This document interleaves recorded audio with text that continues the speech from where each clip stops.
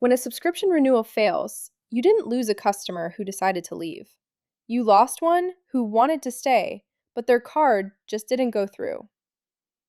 This is what we call involuntary churn. It's a loss to a failed payment, not a cancellation. And the industry estimates that 20 to 40% of all subscription churn is involuntary. Now, your billing platform already retries these. Recurly has smart retries. Chargebee has dunning. Stripe billing has its own schedule. So here's the puzzle. Why do basic retry rules still recover only about 15% of failed payments? That's because it's a classification problem, not a retry volume problem.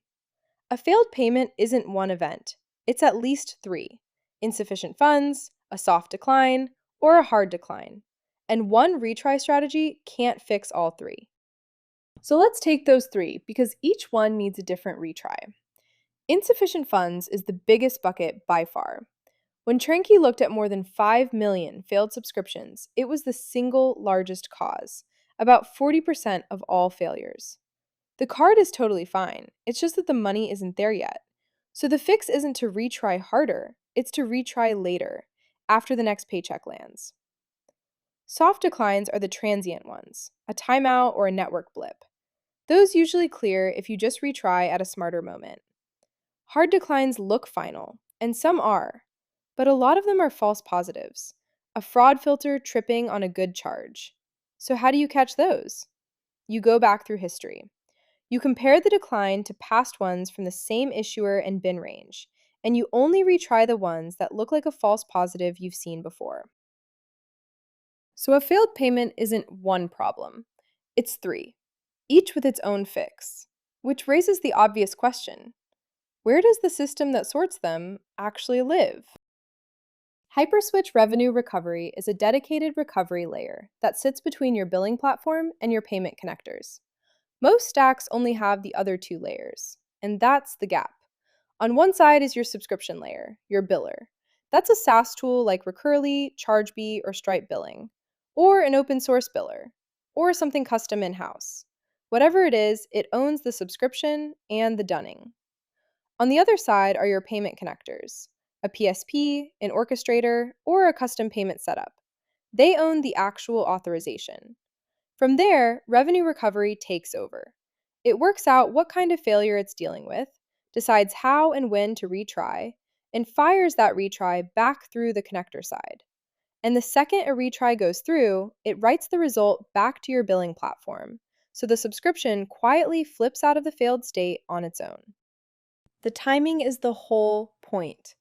All of this happens before Dunning ever fires. This is the first recovery window.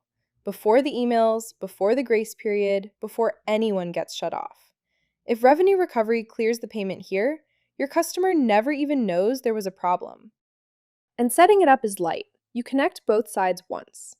On the billing side, you can hook in by API, by webhook, or by a file feed, whatever your biller supports.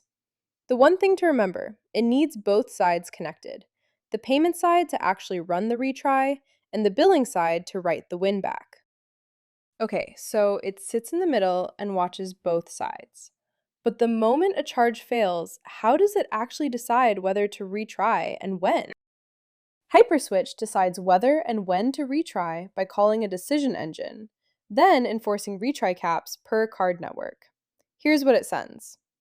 For a failed card, Hyperswitch builds a request with 15 parameters: the payment details, the card, the error codes, the retry history, and billing information. All of it goes to the decision engine. And the engine sends back just three things: a retry flag, which is a simple yes or no, a retry time, which is when to try again, and a decision threshold, which is the score cutoff behind that yes or no.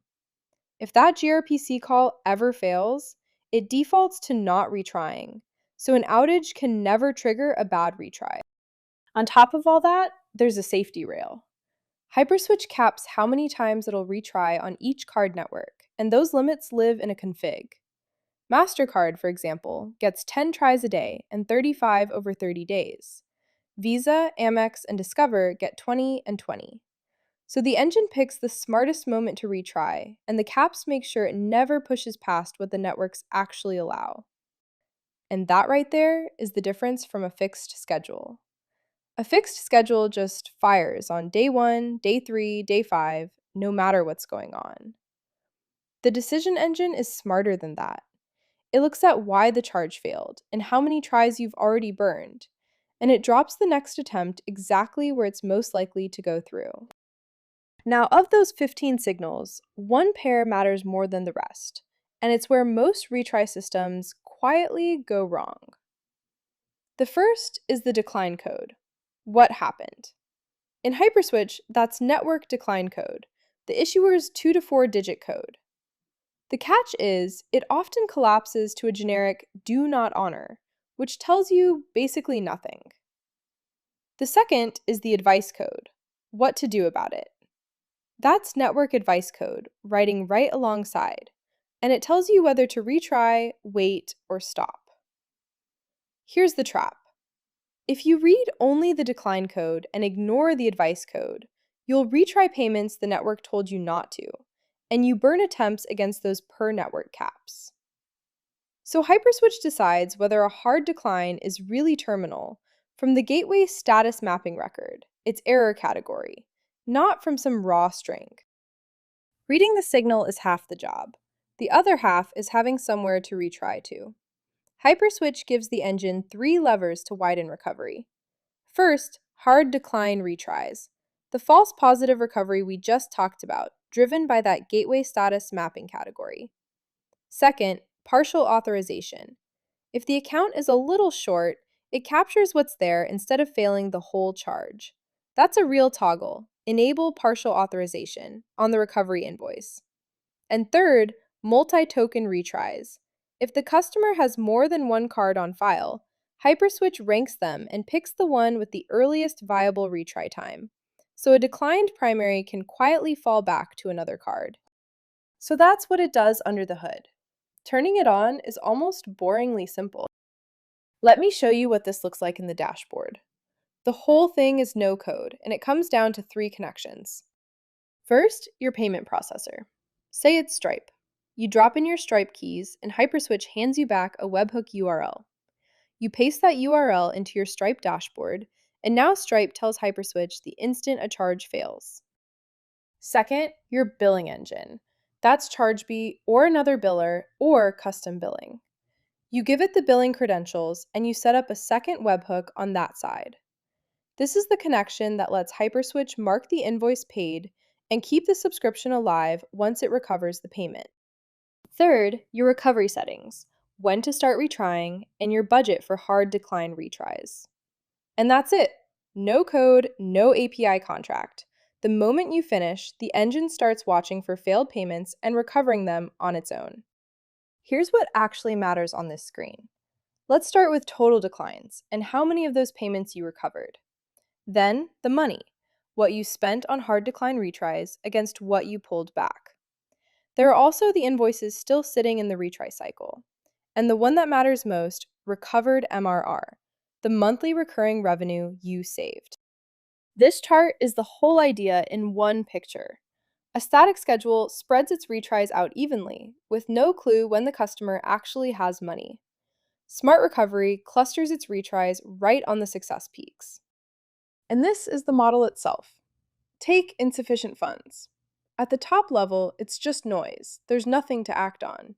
But break it down by billing state, card funding, network, and issuer, and real patterns show up. A debit MasterCard from one issuer in California behaves nothing like a credit Visa from another issuer in New York.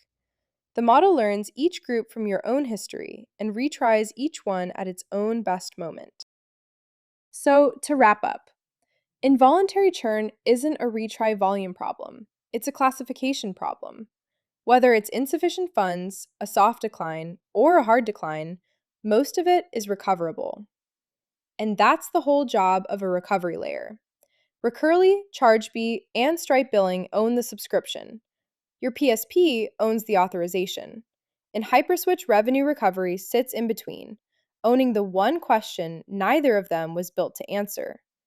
Given why this charge just failed, when is it actually worth trying again? It reads the decline code and the advice code, asks the decision engine, respects the per network caps, and retries at the moment most likely to clear. And the best part is the timing. All of it happens upstream of dunning. So when it works, your customer never even sees a dunning email. And when the retry budget runs out, dunning fires exactly the way you set it up. Thanks for watching. The full docs are at docs.hyperswitch.io, and the retry blog is linked in the description. If this was useful, like and subscribe for more.